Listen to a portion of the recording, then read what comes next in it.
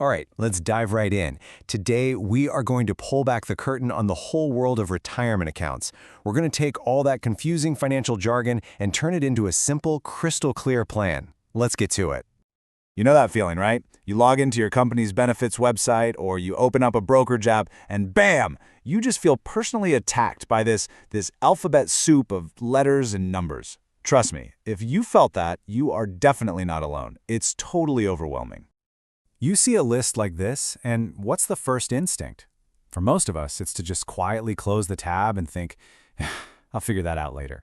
But here's the thing. Later can easily turn into years, and the cost of waiting is just massive because you miss out on all that incredible, magical compounding growth. So in this explainer, we're going to turn all that confusion into a really clear plan. We'll start by decoding that alphabet soup. Then we'll get into the only two concepts you really need to know.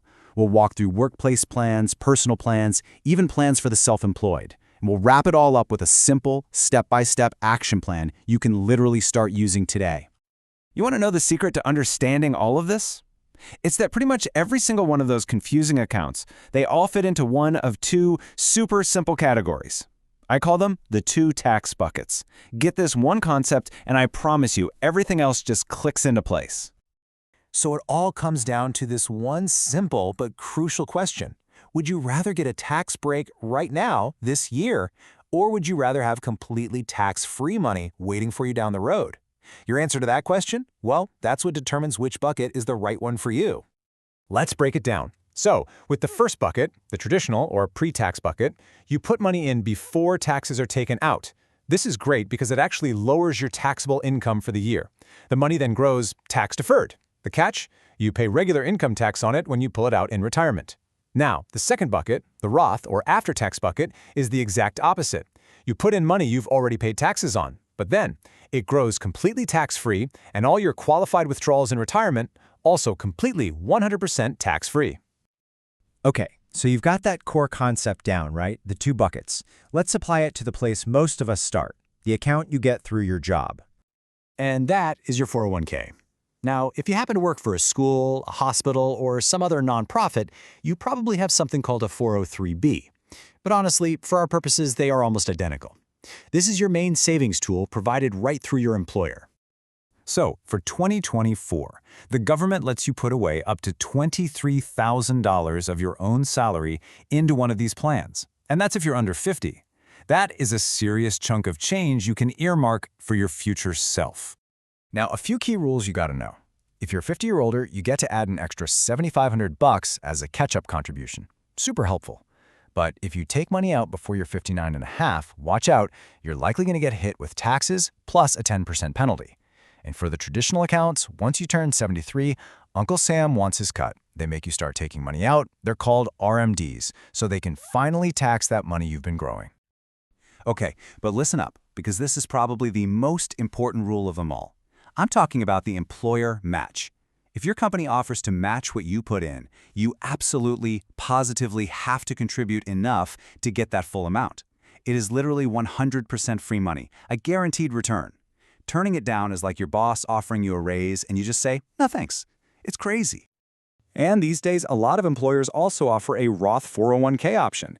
This follows the rules of our second tax bucket, remember? You pay the taxes now on your contributions, but then all your qualified withdrawals when you retire are completely tax-free. And here's a huge recent change. Roth 401ks no longer have those required minimum distributions in your lifetime. That is a fantastic new benefit. So what if your job doesn't have a retirement plan? Or what if you're already maxing it out and you want to save even more? Well, that's where personal plans, like the IRA, come into the picture. An IRA stands for Individual Retirement Account. Just like the name says, it's a plan you open up all on your own, at a brokerage firm you choose. Think of it as your own personal retirement piggy bank, completely separate from your job. For 2024, you can put in up to $7,000 a year, or $8,000 if you're age 50 or older. Now here's a key detail. That is a combined limit. You can have both a traditional and a Roth IRA, but the total you put into both of them together can't go over that annual limit. Now, the Roth IRA is a huge fan favorite, and for good reason, but it has some special rules. First, how much you can contribute depends on how much you earn. There's also a 5-year waiting period on the account before you can touch the earnings tax-free. But, and this is a huge perk, you can pull out your own contributions, not the growth, but what you put in, anytime, for any reason, with no tax and no penalty. It's an amazing feature. So about those income limits. Yeah, they're a thing. For 2024, to make a full contribution, your modified adjusted gross income, which is basically just your total income with a couple of tweaks, has to be below a certain amount. As you can see here, if you're a single filer, that's under $146,000. If you earn more than that, the amount you're allowed to contribute starts to phase out or gets eliminated completely. All right, so what about all the freelancers, consultants, and small business owners out there? Don't worry, there's an incredibly powerful tool designed just for you. It's called the SEP IRA. The easiest way to think about it is like a traditional IRA on steroids. Since you're your own employer, you can contribute up to 25% of your compensation, all the way up to a massive $69,000 for 2024.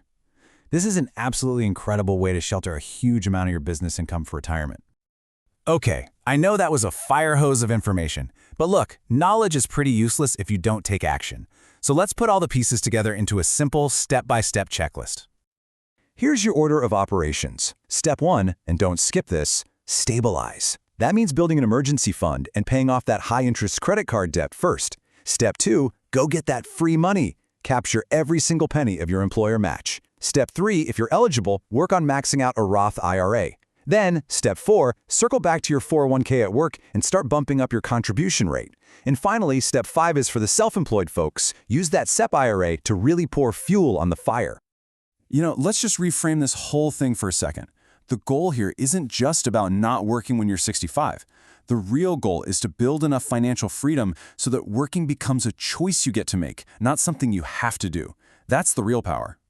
And please remember, all these accounts, 401ks, IRAs, all of them, they're just different containers with different tax rules. The real magic, the real power, it doesn't come from stressing out over picking the absolute perfect one. It comes from just starting, and then being consistent year after year, and letting time do all the heavy lifting for you. So I'm going to leave you with this one question. After all this, what is the one small upgrade, the one little change you're going to make to your retirement plan today? Are you going to finally sign up for that 401k? Maybe just increase your contribution by 1%? Or are you going to go open that Roth IRA you've been thinking about? Whatever it is, the choice is yours.